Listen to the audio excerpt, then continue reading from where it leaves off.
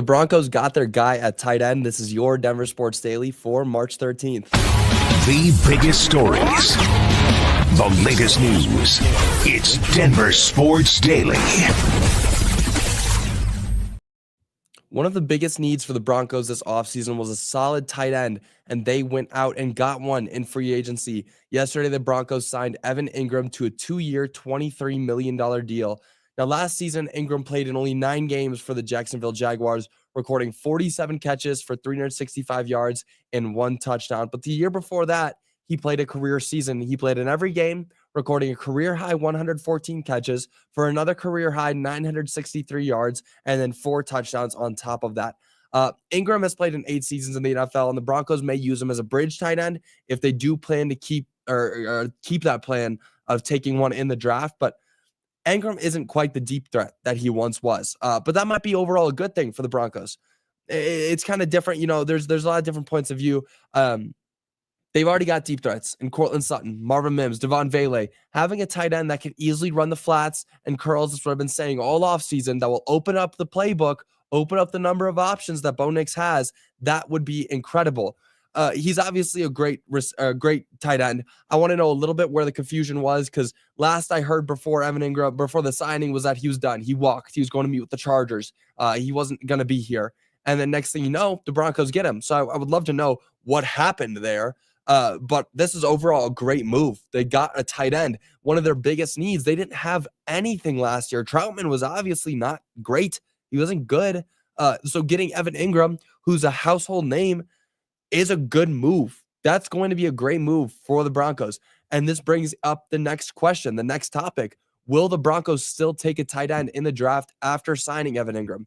Now, the Broncos have the 20th pick in this year's draft, and all signs have pointed to tight end so far. But after signing Ingram, things might have changed. Not only was a tight end one of the biggest needs for the Broncos, so is a running back. So that might be what the Broncos pivot to. Obviously, Tyler Warren and Colston Loveland are the biggest name tight ends in this draft, that most people thought the Broncos would go for one of them. I personally think they still will.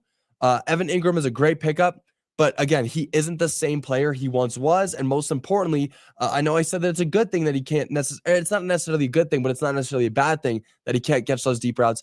But when I say he can't catch those deep routes, that just means he's not a joker. He's not the joker that Sean Payton wants. Ingram can catch contested balls on short throws, but going back again to what I said earlier, not the kind of deep threat that makes a joker a joker. Now, if the Broncos were to pivot away from a tight end, Ashton Jeanty would be the obvious answer. But if he isn't there, Omarion Hampton of UNC or Quinshon Judkins of Ohio State seem honestly like the best options. But those guys, again, are being pointed to second-round picks, second or third-day picks.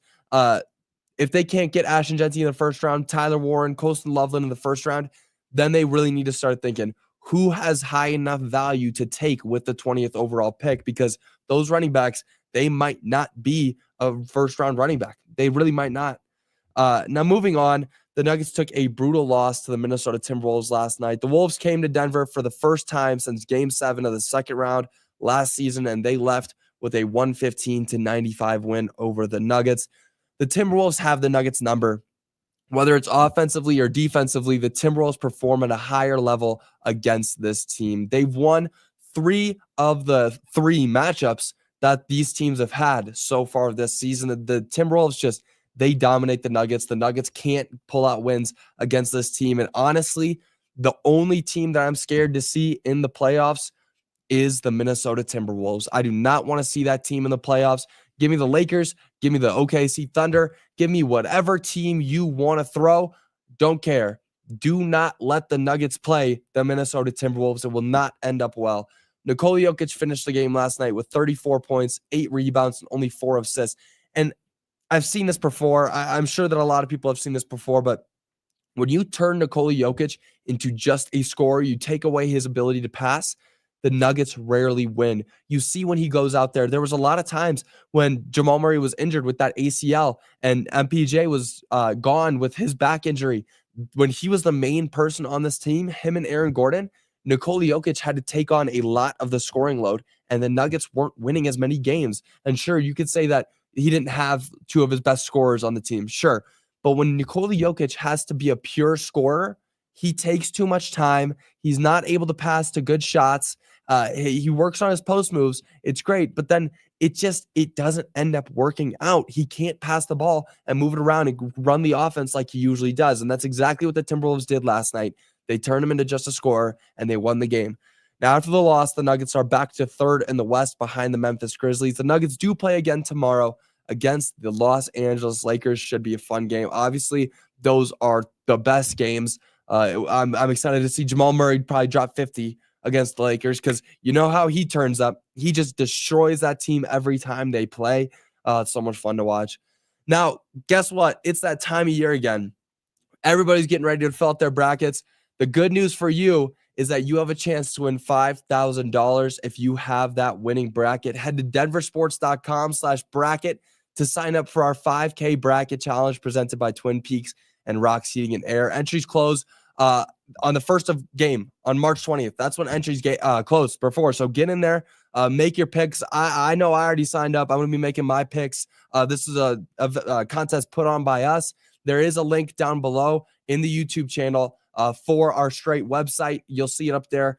Enter for our bracket challenge or, go to denversports.com/bracket to sign up. Oh, it's going to be so much fun. This is the best time of year. March Madness. Are you kidding me? I'm so excited to see where it's going. I don't know who I'm rooting for yet. I don't know who you guys are rooting for yet. Let me know who you want to see going. I think Duke's probably going to win it all this year. I mean, they're looking crazy. Cooper Flag is that guy.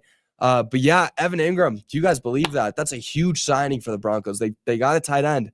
They did it. This is that time where the rebuild becomes fun when they're going out and they're getting those skill positions. I'm just waiting for the notification that the Broncos signed Cooper Kupp because I get a strong feeling. I got a strong feeling that it's going to happen. Now that'll do it for your Denver Sports Daily. I will see you guys all tomorrow. Until then, y'all have a great rest of your day. Bye, y'all.